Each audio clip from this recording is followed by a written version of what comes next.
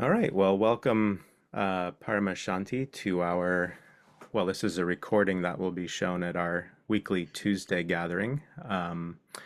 And this is an interview which is part of our 40th anniversary celebrations at Aryaloka. We are having historical speakers monthly, and we're very pleased to have you. The reason we're recording this interview in this way is because we have a significant time difference, and you'd be at a disadvantage if we were interviewing you in the middle of the night in Poland. So would you. Yeah. So, we're recording this, and I would just like to thank you for agreeing to do this with us. For those who don't know, Paramashanti lived and worked at Aryaloka in the 90s, way back when in the last century. And he was at Aryaloka at a time of, I suppose you could say, transition when the original founders were beginning to move out, and the Americans hadn't yet really uh, taken over the running of Aryaloka. So you were sort of part of a team at a very interesting time, a very exciting time, and also a time with some difficulties. So very curious to hear your stories, and very happy to have you here with us today. And I'm very happy to be here. Um, so we'll just go right into the questions that we have for you. Um, so before we get into your story at Aryaloka, could you tell us how you came into contact with the Dharma and how you were ordained into the Triratna Buddhist order?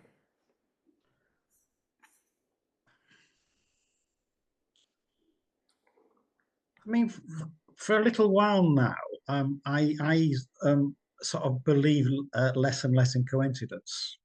I just want to start with that. Things happen, not that they're preordained, but I just thinking back how I came in contact. Well, it wasn't Sri Ratna then; it was a Friends of the Western Buddhist Order in the early '80s. Um, what happened was I was staying in central London, just off Oxford Street, with a girlfriend of mine whose friend had gone to Ecuador to visit her brother who was working in Ecuador. And in this small apartment, she had a few books, and one book was on Buddhism. And I was sort of interested, and I looked at it. It was by a Thai monk called Dura Bamsa. And I thought, oh, it's sort of interesting. And my girlfriend at the time said, "Well, if you're interested in Buddhism, you need to go and learn to meditate." And the London Buddhist Centre was about 4 stations on the underground there. What do you call it? Subway. So I went to learn to meditate. It was a Friday afternoon class. Um, I think, like most people, I had a good experience, that beginner's mind. Probably the first time I sat still and done one thing at a time. So I got interested in meditation. I wasn't that interested in Buddhism, actually. So I meditated for a while, but I stopped, and I went back and I stopped. And then I did a course, um, and I got a bit more interested in Buddhism. Actually, I did a course with Dhammarathi, your president. It's a meditation with Dhammarathi. So I had a good introduction. Um, and I was living just outside London, South London, and it took me probably about an hour and a half to get to London Buddhist Centre. I mean, for Americans, it's not a long journey, but for English people, it's a long, anything over half an hour is a long journey. I had to get a train from Wimbledon, and then I get the subway to the London Buddhist Centre. And I was very keen. I went 3 times a week. And after a while, I thought, it's too much. I need to move. And I was in a good relationship then, which is a bit strange for me. But I decided to leave, and I went to live at the London Buddhist Centre, and I worked there for a while. looking after the centre, working in the office, and then I went to work. It was a very small business at Windhorse Trading, which is in London, very small, was in maybe 10 or 12 men, um, and I stayed with them until they moved to Cambridge. I went to Cambridge in probably 86 or something, 87. But I was made a mitra at the London Buddy Centre 1985. Seems a long time ago. The last century. And then I was ordained at Aryaloka, the second group at Aryaloka in June 1988. And mine was the last group, very small group, last group ordained by Banti, who did the whole group. And then the proper ordination process that was devised by Subhuti took over. But on my group, you may know Ratnagosha and you may know Paramartha. They're on the last group. And then after that, after ordination, I went back to Windhorse. Yeah. Thank you. And so you went back to Windhorse and were working there for a while. It's at some point you either made a decision to come to the States or were invited to. What happened there? Um, I was thinking about this question actually, and I think generally my life, because I've never quite know what to do, and I think I've always moved away from things. I just get sort of claustrophobic. That's what I've realized, and I haven't got I didn't have a proper direction, but I wanted to leave Windhorse. I'd been there several years. I was getting a bit bored with it, and I wanted to get out of the UK. And again, coincidence at that time must have been 92, I suppose. Manjavadra, who was the founder of Aryaloka, he was sort of touring around England trying to find odd members to go to go to America. And I thought, well, I mean, it wasn't top of my list. I didn't know what to do. I thought, well, I can get away. I can go to America. It's not a big deal. If I don't like it, I can go back. So, it wasn't a sort of, you know, a thought out decision. It was just a way to get out of the UK.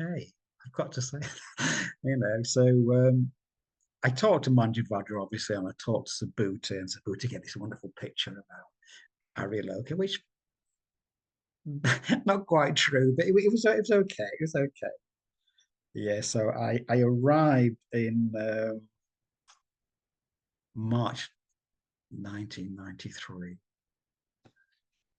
and it was very snowy. It's really a lot of snow when I arrived. I've never seen so much snow. It was up to my knees, very. And I arrived on a day where it was an autumn mitra event. So I met some of the men when I arrived. Yeah. I've got a photo of you from somewhere near that time, I think. Um, just share that. Oh yeah, yeah. Yeah. What should I? That's quite an interesting photograph. I remember that quite distinctly. I Do you? think, yeah, no, I've got it myself, and I think I look at myself, and I just look really happy. Hmm. I look at my other, I enjoyed being at Aryaloka and I enjoyed being in America, even though, as I say, originally it wasn't top of my list of places to go. But once I was there, I felt quite happy. I think one thing a few things. One thing I felt a sense of freedom getting out of the UK and meeting new people, and I got on well generally with Americans. I like them, which more so in a way contactable, like to talk to you and sort of more outgoing, which suits my personality. So, I met quite a lot of people who was there. And I did most of the time. I felt okay there. Although, as you know, because you live in communities as well, there were very difficult times. But in a way, I don't want to dwell on that because wherever you go, you're going to have difficult times. That's the nature of life. But when I look back, and not with sort of rosy nostalgia, I think that 3.5 years, Aryaloka was for me. very beneficial because it was, it was in a way, challenging spiritually, and I had to learn to do things, and I made mistakes, I confess I made mistakes, but overall, I think it's very productive for Mm. me and hopefully for others as well. Yeah, I remember when you arrived. I myself was not yet living in the community, but I remember there was a lot of excitement when you came over. I believe, did you and Silaratna arrive at the exact same time? No. No, he arrived quite a few months later because Okay, he was in Spain at Aryaloka. I see. He was Yeah, recruited either by Suddhayu or somewhere, and he came right, a right. bit later on. Yeah, Yeah, yeah. I just remember the excitement of having new Dharmacharis coming to help run the center. And when you first came over, it was before the large barn had been renovated. So when you arrived, you were living in the men's community when it was still underneath the yoga room, um, that's right. Yeah, which yeah. is a space that we use to house retreatants now on retreat. Uh-huh. Uh, Okay. and there's a linen closet where the kitchenette used to be in the, That's right. in That's the right. downstairs Yeah, area. and Yeah, the office was opposite the yeah, linen closet. There's an office there. there It was was. Yeah, quite cramped. It was quite cramped yeah, and a bit yeah. dysfunctional. So yeah, what was it like? So you arrived, you got sort of squeezed in below the yoga room into a men's community that Yeah, was I shared it. Yeah, I shared it with Buddha Palace. We had a big room at the end, the end room that's got a door yeah, to the yard. So I was yeah. quite excited because I felt some sort of excitement around me, somewhere different. And I keep saying it just to get away from, you know, England and I'm not criticizing England. I just wanted to get away. I wanted something new, something a bit more challenging, a bit more space. Um, but the community was not space; it was quite cramped, and it was. I don't want to go into detail, should I? It was a bit dysfunctional. I mean, between people, there was a misunderstandings and sort of lack of real friendship. And coming from Windhorse, which is a big business, I lived in a men's community. We all worked together. That it was quite different. It was much more organised, and here it was more challenging, shall we say? Hmm. But I was here. I thought, well, it's not terrible. It's just different. It's just different. More challenging. You Did um, did you find yourself responding to that as a practitioner? Did you find yourself responding to that as something that you could sort of bring harmony to or bring some depth to? it's interesting. I mean, this thing I think is about, particularly being order members, particularly, and the rest of the sangha is this word harmony. I think it's really, really important because it's part of our practice. We can't preach all these things in a way and not try and develop it ourselves. And sometimes it's difficult because we're depending on other people. We can't make people act in a harmonious way if they're not, you know, willing to do so. And there were some difficult. I won't go into between, not serious, there were some difficulties. But for me, because I had this background at Windhorse, and generally I do like people, get in contact with them. I tried to develop some harmony between them, but it wasn't straightforward. And I Hmm. think, it's part of our practice. Not that I went with that idea, but, living together in a community, we need to have well, anywhere, we need to have a basis of harmony. Otherwise, things don't work very well. Hmm. You got to have some sort of harmony, Hmm. whatever that entails. Other we can't move on without that sort of aspect of spiritual practice. That's what I think. Yeah, yeah. So there were some difficulties, I'll say difficult people, some difficulties, including me at times, not perfect. You Hmm. know. Uh, And there was quite a big building project happening at that time. So the two upper levels in the what we referred to then as the barn were being renovated into what became the men's community, which was named Abhirati, which is the mythical Pure Land of Akshobhya Buddha. Yeah, yeah, yeah. And that was completed not too long after you arrived. And I moved in um, pretty soon after, I think, in the winter of 1994. And Oh, okay. and when I moved in, it was a newly renovated space, very beautiful. And uh, from my experience I think I was 23 at the time, it felt like I was moving into a really mature, experienced community. Uh, You're only 23. yeah. Uh, so the experience of moving into it had a very positive impact on me, even though there may have been Yeah. some difficulties. And I was curious about if you noticed a difference when you actually moved out of the domes and into the renovated community space. Was there a difference that you noticed in the emotional life of the community?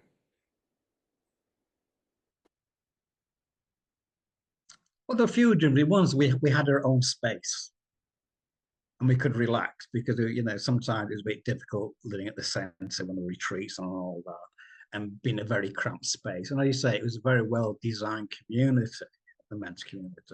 So we had space, it was very light, and we could just relax with things. And one other factor that I think is important, that men could visit us.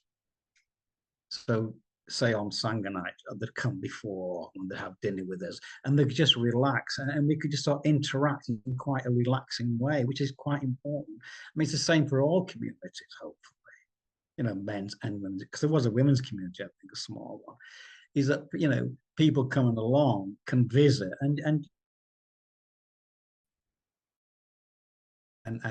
talk openly. And we had some really good visits and good exchanges with people. And at that time, I really enjoyed living in community. That's most of my order life, living in communities, good, bad, and indifferent. But it's part of the practice. I think it's only really afterwards when you look back a bit, you sort of appreciate the value of it. Sometimes it's quite difficult when you're actually going through the process and you look back, oh, my time at Windhorse Trading. And sometimes I really enjoyed it. And other times, God, I really disliked it.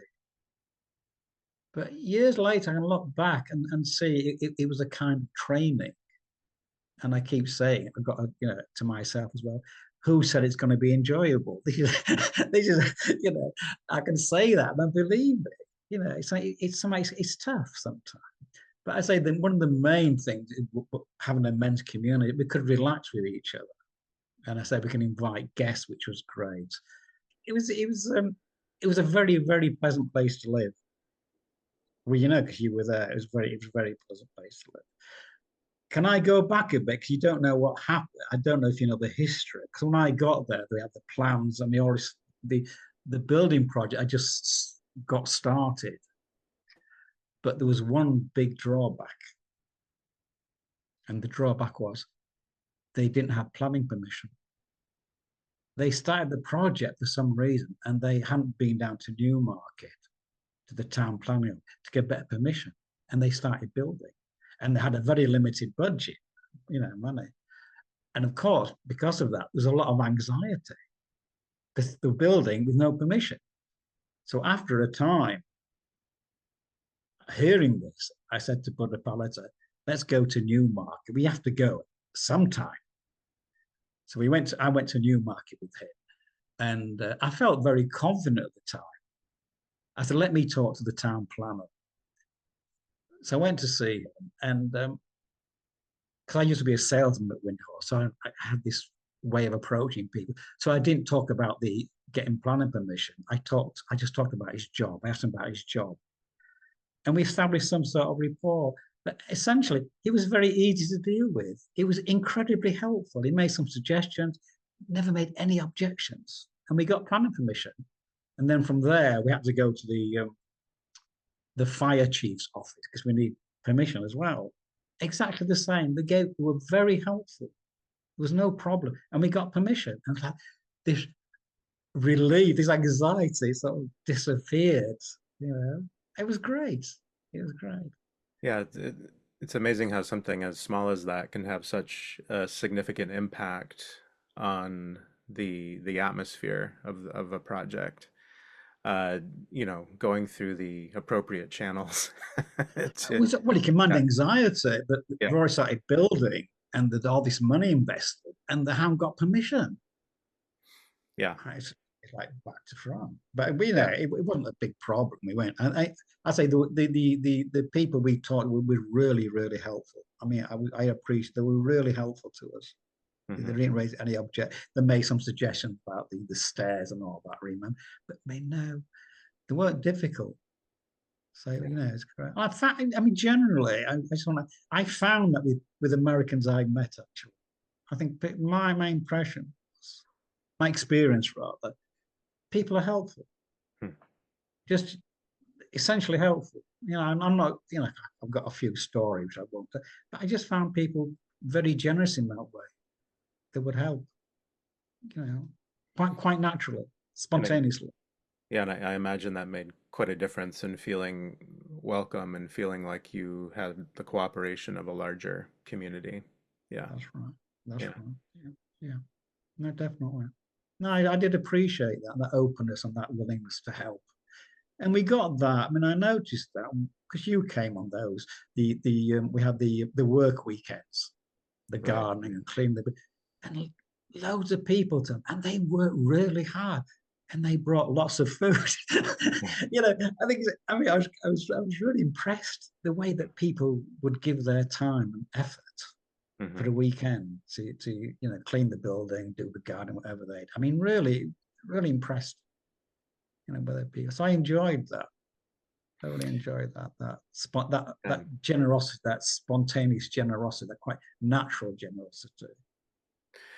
yeah, it was really, it felt very grassroots in those days. It still feels very grassroots, but the everything that was done there had to be so carefully considered. A lot of professional labor was gifted. Yeah, so it was Yeah, pretty amazing that the renovations back then that did happen happened in the way that they did. Yeah, that's right. yeah, Yeah. And the other thing you must remember is always struggle with money. You know, yeah, end of the month sometime, you know, we say, oh, we can't pay the mortgage. Oh, you know, and we did, but it was always this anxiety about money hmm, that sort of, you know, went on for quite a long time about money. You know, yeah, it's always, I mean, it always leaves anxiety. No, you know, looking after such a big, well, you know, because that's your job, and having such a big centre, you know, yeah, finance is crucial. Yeah. But for some reason, not that I was that involved, it didn't bother me that much. I never had the feeling that anything bad would happen. I don't know, overconfident or whatever, but I never had this sort of anxiety about Aryaloka is going to be sold or you know whatever. I never had that anxiety. right, right. I think essentially I believed in the people. Hmm. I think that's what it was. I think people would respect if we were really in a tight corner. People would respond. Hmm. That's what I felt. So I never had that sort of anxiety about Hmm. And do you think that had something to do with the actual work you were doing there? And could you say something about what you did at Aryaloka in those years? Well, before I came, it wasn't very clear what I was going to do, and I didn't sort of ask the right question. You know, I think you know Manjavadra gave me some sort of idea. I thought I was just going to work with the men, not on the building, but you know, support them and do the cooking, whatever, and all that. And then later on, it said, "Oh, you're supposed to teach at the." Sorry, you're supposed to do some teaching at the centre. Like, God, I've done so little teaching before. I mean, because you know, I was working in a right livelihood business, so I think and that was very challenging because you know I hadn't got a study, and you know I think to start I wasn't that great. I know that, but you know one learns by doing it. You know, and then after a time I quite enjoyed it. I like working with groups. We had Hmm. some good groups on Tuesday. I enjoyed the exchange of people um, getting to grips with the Dharma. It starts to affect there. Let's start to think slightly different way. Some people start to think a different way. So that's and that's quite exciting. Not that I'm trying to we're not trying to convince anybody, but you can see the effect of the Dharma on people. Hmm. And it doesn't have to be sort of. It can be quite simple teaching. So I enjoyed meditation teaching. I enjoyed doing retreats. So Hmm. quite a few retreats then. And I worked in the office doing a bit of office work, not finance. Um, that was about Well, it, I think. I remember. I remember you teaching. I remember being in classes and on retreats that you were teaching at. And actually, I did not know that prior to coming to Aryaloka that you didn't really have much experience. And I did not notice that back then. You seemed like a seasoned teacher to me It's as a from young your inexperience, you say. man. Yeah, yeah. So No, you, no thanks for that. No thanks for that. But I had sometimes I had to learn as I went along because I didn't have a lot yeah. of background, but experience because I was working most of the time with windows, on the road, driving, selling, and I didn't do a lot of study, and then it was quite challenging because a Hmm. lot of things I actually didn't understand. Hmm. Yeah, I Yeah, well, didn't. Yeah, I think even so, it had a big impact on people. You were and are a respected teacher, and I think you hold that place in a lot of people's memories here. So yeah, it's interesting to hear that that was new to you or somewhat new to you, and also just yeah, the process of actually teaching, preparing to teach, teaching, communicating with people. You do learn a lot in doing that, and oh, yeah, it's a very interesting area of practice, isn't it? yeah, yeah, yeah, yeah, yeah. I mean, as you know yourself, Hugo, a lot of there's something really enjoyable about communicating the Dharma. Hmm. It's enjoyable. Otherwise, you wouldn't do it. There's something enjoyable about and having communication with people and just listen to what they say. I'm not trying to convince anybody. Just listen to what people say and how they sort of understand things and get into communication with people, particularly in groups. I do like groups, working with groups and that. I'm on retreat because we did lots of retreats then, which is quite demanding because you know the facilities weren't that great, you know, at that time at Aryaloka. So we didn't have that many people to help. Hmm. So it's quite demanding. Yeah. Yeah, I remember when I was living there, I was working part-time outside of Aryaloka and in those early days, and I remember part of what I learned in living in the community was it was a sort of, I suppose, an initiation into a culture of service and generosity. And I remember resisting it.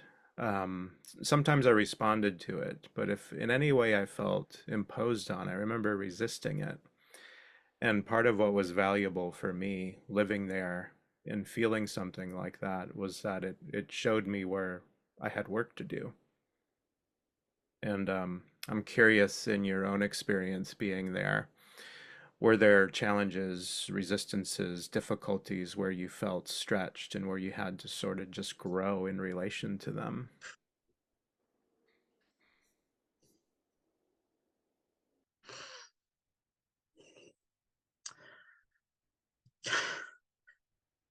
Well, when you talked, it brings back sort of memories, which is a bit emotional.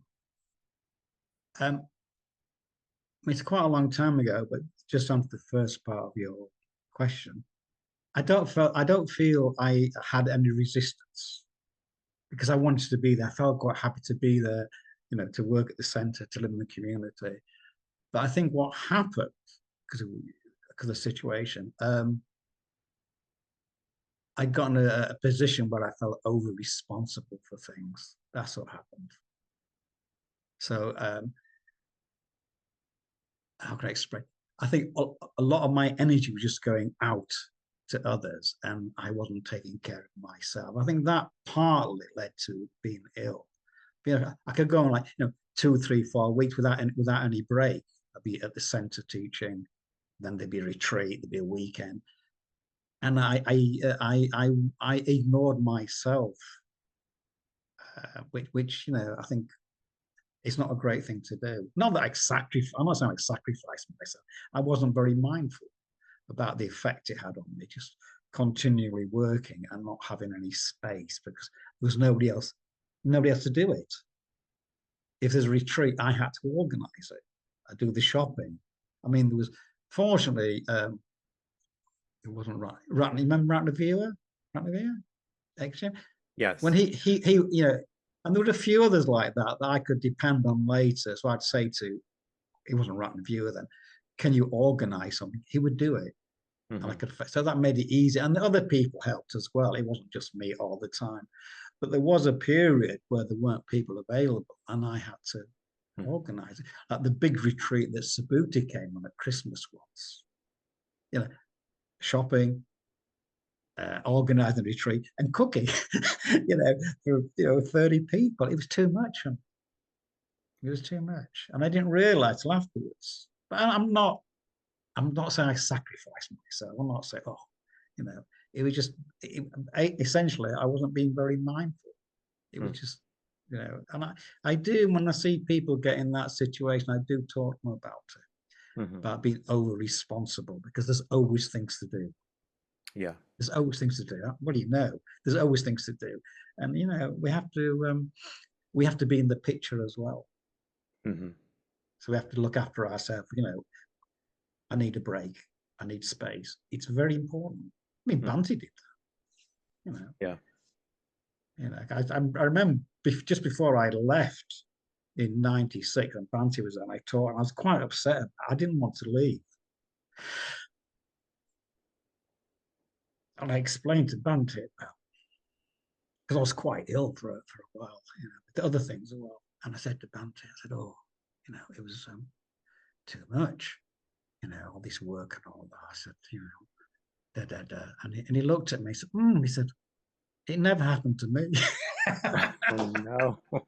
And he was very sympathetic. I knew what he meant. He said, Paramashanti, you weren't very mindful. He didn't say that, but that's what he said. He just smiled, Banti smiled. He said, never happened to me. Because in the early years of Tree Ram, Banti did everything. Hmm. But he never got overwhelmed, which I got overwhelmed. Not me, other people, the same thing, because we weren't very mindful. So it was a good lesson. Hmm. Yeah, I suppose too, like I know I've been in time periods where I have worked quite intensely like that as well. And it's easy in that sort of situation to just kind of look down and do the task. That's right. And That's right. Yeah, I think yeah, one thing it highlights, like especially in a spiritual community, is that there's other people around you, and well, there's several things that can happen. One of which is people can notice and help, um, and another is people can notice and they can say, you look like you need a break, or you look like you need to be on retreat, and how can we make that happen? that's right. That's right. And how can we make those adjustments? So I think, yeah, I think that's a cultural thing too. It is about personal choices and practice and being mindful of what we need as individuals. And I think it's Mhm. also part of the culture of friendship that we Yeah, notice each other. yeah, Yeah. yeah. No, you summed it up very well. And I think at that time, I had friends, but have very strong friends. That's another element. I have very strong friendships with everybody, very close friendships. I had friends, but not very close friendships. And, that's what happens. You see people occasionally, and they're not in touch with you continually. And that's what happens. I do take responsibility. I'm really not blaming anybody for the situation. It was my responsibility. But it took me quite a few years to get my health back. It was quite tough, actually, Mm, when mm, I went back to England. But it was a lesson. You know. mhm. Mm. Yeah, that sounds really difficult. And when you left, uh, was it partly because you needed a lifestyle change? You needed to Well, change I the couldn't way. work. Yeah. Aryaloka had no, we had no money, we had no medical insurance, and I kept getting ill. I had this breathing problem, I had no energy, Hmm. and I had, allergies. I don't want to go into too. I was running quite a, bad state, and the only alternative was just go back to the UK, Yeah. Yeah. which I didn't want to do. I wasn't, excited about getting back to the UK. Not that I dislike England, but I was quite happy in the States. Hmm. But you know, these things happen. You Yeah. know, Yeah. I just to change it a little bit. After being Aryaloka for a while, what I realised is that Aryaloka is never going to be established properly until you get American order members. It was Hmm. quite clear to me, people flying from all over the world to do things, but it's not going to move it on. Having order members from outside America, and I thought, what needs to happen is have American order members take over. And I think that's the same for any centre. You need native born people. And when the were ordained, I think Tiradama and somebody got ordained, and then I was in the shrine room, and Tiradama was leading the puja. And I remember he said, da, da, da, uh, with my body. that is that was it. My body. I thought that is right. It was the accent that let you It know was it, great. No, it was, it had been it's like established. it's like speaking of this. It was the right language. Yeah. Yeah. You know what I mean? And it's American. That's what it needs to be. It needs to be American. Hmm. So it's like I need to see it long term. You know what I was doing. I thought, well, there has to become a time where Americans take over. It has to happen. Otherwise, the centre isn't going anywhere. So that's happened. It's great to see. It's great to see that it's your centre. Yeah. Yeah. I'm just curious, from that time that you were at Aryaloka, um, are there any retreats or events that stand out in your mind? I remember when Banty came to it was the first American ordination in the States, and Banty That's right. came at Yeah, Aryaloka, and it was Saramati and Karnadevi. Karunadeva. That's Yeah, right. yeah, yeah. And I got this picture in my mind it was in the yoga room. We all sat in the yoga room, and I was really disappointed. No, it was upstairs. I was disappointed because Banty didn't wear his robes; he just wear his Uh, suit. I was going to wear these yellow. He wear these yellow robe. He had this brilliant, and he wore this suit. Oh, Banty. But it was a very, very positive, a really yeah, happy occasion. The first ordinations in America. That was yeah. 95, something like I think it was that. 90. I thought it was 93. It may have been the first year where you were there. Maybe. Yeah, But Banty came 2 or 3 times, didn't he? Because he did this conference in Arizona yeah, 1 year, and then he came again. Yeah, and that was great to see Banty. yeah. And that's something that folks these days maybe aren't aware of is that he did visit Aryaloka several times.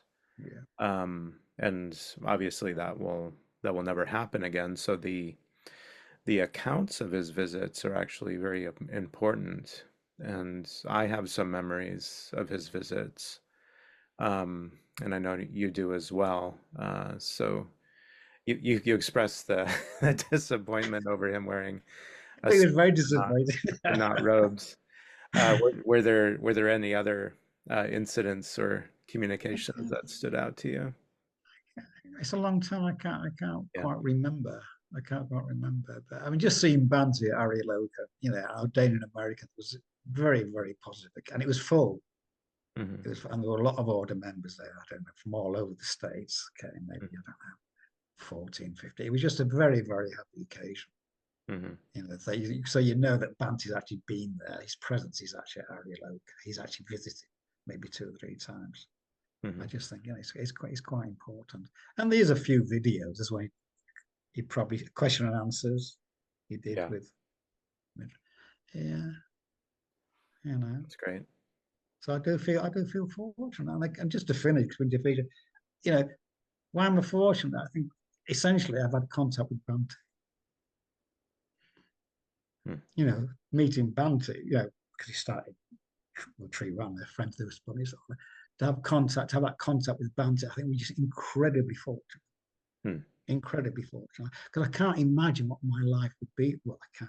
What my life would be like without having contact with the tree ran there. Hmm. Can't imagine. So I just feel very fortunate that I'm in Tree Rat and I've met Banty a few times. I've had a few conversations with him over the years. I just feel incredibly fortunate. Hmm. You know? Hmm. Hmm. Beautiful. Thank you, Sally. Yeah. No, I do. I think I say to people, these are probably the best phase of my life, I would say. Hmm. You know. That's a wonderful place to be in. Yeah. No, Yeah. really, no, Yeah. absolutely, I do. You know, I mean, you know, Yeah. And it's tough. It's tough being young. Young. You know, confused and ignorant. It's terrible. yeah, It's yeah, terrible confusion. You know what I mean? So yeah, it's yeah, tough. That's why we need friends yeah, and we need mentors, don't we? yeah. Well, certainly in my early days living at Aryaloka, you were a friend and a mentor to me, and it pleases me to think that at least some of your good fortune has to do with momentums that you put in place through the hard work at Aryaloka in those years where, you really took part in helping to maintain it and transition it to a new era. Um, a, you know, as we said before, a difficult and an exciting time. And yeah, all of those things that we engage in affect our character, and Yeah, our yeah. characters affect what we engage with as well. And That's that's right. I That's feel right. like it was, in many ways, it was right place, right time that you were at Aryaloka, and understanding that there were difficulties, but also appreciating that you had a big impact. Um, and Aryaloka is here today and thriving due to your impact as well as others. But you were a big part of that. Yeah. Well, I appreciate you saying that, Suddhayu. I mean, you know, it's hard to appreciate what one does and what effect it has on people. Hmm. You know, so it's good to hear it, and it's important. It's like it's rejoicing in merit. I think it's an important part of our practice to recognise Hmm. what people do for us. I mean, just to defend the other thing you mentioned again is difficulties. What you realise, whatever we do, there's difficult parts of life. There's dukkha. We can't escape dukkha. It doesn't matter what we do. Hmm. It's interwoven in being human. Hmm. But yet, to me, the Dharma is the answer. I've Hmm. got absolutely no doubt. Hmm. No doubt. Hmm. It's the answer. So, Hmm. you know, things are difficult. Well, that's life. That's life. Yeah. So I think I'm much more relaxed with that now. I've realized, well, you know, it's just part of life. It's like breathing in a way. You know what I mean? There's dukkha. Not all the time, but there's dukkha. You can't escape. We can't escape it. It's, as you say, I think what you would say is how we respond to it. That's the trick. Hmm. How we respond to it creatively. And that's, I mean, that's really part of our practice, how we respond to dukkha. Hmm. Uh, mm. Thank you. So yeah, thank you for spending this time with me. I'm sure at the center there will be applause at the end of this, and appreciation for what you've shared. And Thank you. yeah, thanks again. Well, no, thank you for inviting me, Shida. It's been a delight to talk with you, really. I really enjoyed the having a chat with you, and I'm really sorry. You know, it's not live, but there we go. And well, there's no way I'm going to fly to the States anyway. It's just too far. But I'm really happy that you invited me to Mm, participate, and there's nothing I want to add or subtract. I'm quite happy with what what's been said. Yeah. So thank you for your time, Thank you. Suddhayu, and I hope, wish you well with the anniversary. Yeah. Thank you.